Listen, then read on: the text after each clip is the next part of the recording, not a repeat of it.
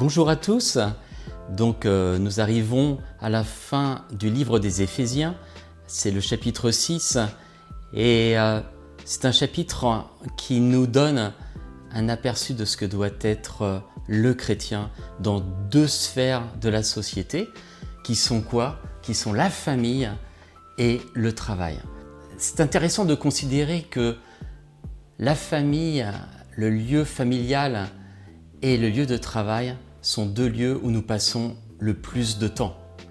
Et donc un lieu aussi où les gens nous connaissent, où les gens connaissent nos caractères, nos traits de caractère, et où il est facile effectivement de prendre une certaine liberté dans la manière dont nous nous comportons les uns avec les autres, sans vraiment faire attention à l'autre. Et donc c'est intéressant cela de voir de quelle manière Paul met en évidence la vie du chrétien, le comportement du chrétien dans cette sphère du foyer et du travail. Nous sommes invités à travers ce chapitre à laisser Christ nous conduire dans nos comportements et de l'avoir comme référence dans notre relation avec nos collègues de travail et avec nos membres de la famille. Un point important, c'est qu'en fait, ce comportement, il ne peut être accompli qu'à partir du moment où nous laissons le Saint-Esprit travailler en nous. Donc on va regarder juste deux versets qui nous parlent justement de quelle doit être notre attitude dans la famille et au travail. Il nous est dit « Enfants, obéissez à vos parents selon le Seigneur.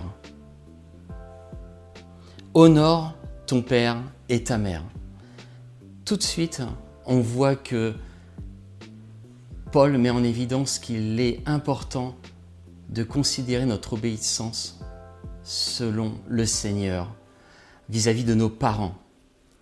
Non pas selon notre chair, mais selon le Seigneur. Et on voit qu'ensuite Paul parle des parents, du père, en disant « Père, n'irritez pas vos enfants, mais élevez-les en les corrigeant et en les instruisant encore selon le Seigneur. » Le Seigneur est mis en évidence. Il est la référence dans nos relations avec nos membres de famille et avec nos collègues de travail. De même, un autre verset où il nous est parlé de notre relation avec nos collègues de travail, avec nos employeurs, où il est dit « Serviteurs, obéissez à vos maîtres selon la chair, avec crainte et tremblement, dans la simplicité de votre cœur, comme au Christ. » De nouveau, là, notre référence est Christ. Et puis il continue « Comme des serviteurs de Christ, qui font de bon cœur la volonté de Dieu. Quant à vous, maîtres, agissez de même. » C'est-à-dire tout ce qui a été dit précédemment, il le répète pour les patrons, pour les employeurs. Agissez de même à l'égard de vos serviteurs.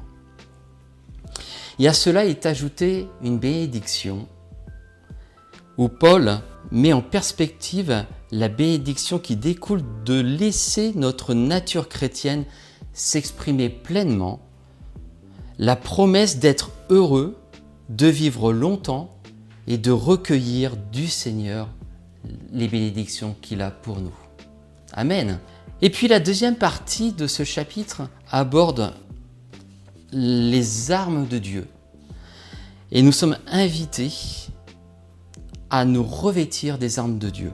Il est dit « Au reste, soyez puissants dans le Seigneur par sa force souveraine. » Le chrétien est engagé dans une bataille spirituelle. Le diable livre un combat contre chacun de nous. Et pour tenir ferme contre ces attaques, nous pouvons compter sur la force souveraine de Dieu. Amen.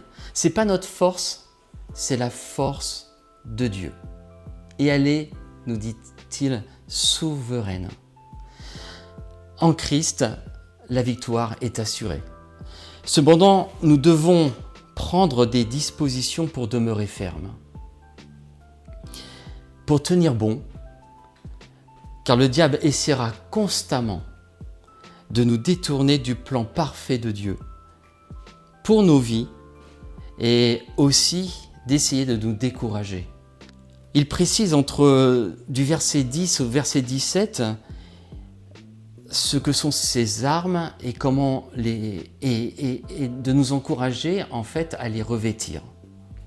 Et au verset 18, il nous est encouragé de prier par l'Esprit.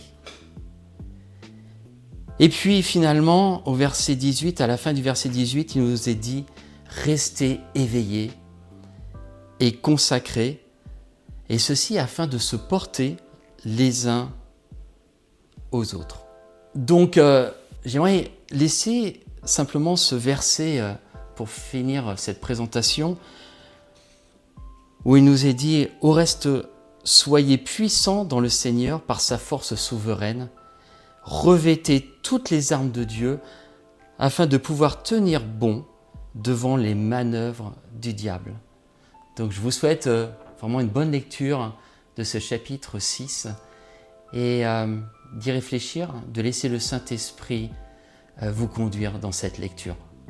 Soyez bénis.